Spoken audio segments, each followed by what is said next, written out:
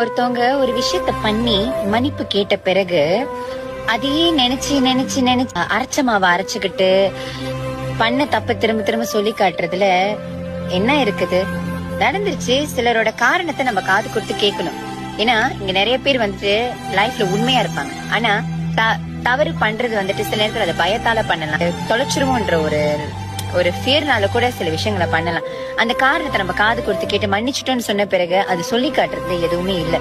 நம்மளும் நிறைய விஷயம் பண்ணிருப்போம், அதுவும் சிலரை பாதிச்சிருப்போம். ஆனா அதனால வந்துட்டு அவங்க எந்த அளவுக்கு வந்துட்டு கஷ்டப்பட்டிருப்பாங்கன்னு சொல்லி நம்ம யோசிச்சு பார்த்திருப்போமா? இல்ல. என்னதான் இருந்தாலும் உடனே இத ரீசனா இதை வச்சு ஒருத்தவங்கள வீழ்த்த பாக்குறது. இந்த விஷயத்தினால நம்ம ஒருத்தவங்கள்ட்ட ப்ரூவ் பண்ணி நம்ம பண்ணது வந்து 10 வாட்டி அவங்க ஒரு விஷயத்த சொல்லி காட்டுறாங்க. அந்த 10 வாட்டியும் நம்ம வந்துட்டு ஒருத்தவங்கள்ட்ட நம்ம விஷயத்த ப்ரூவ் பண்ணணும்னு ஒண்ணும் இல்ல. ப்ரூவ் பண்றதால மட்டும் நம்மள அவங்க வீழ்த்தாம இருக்க போறாங்களா?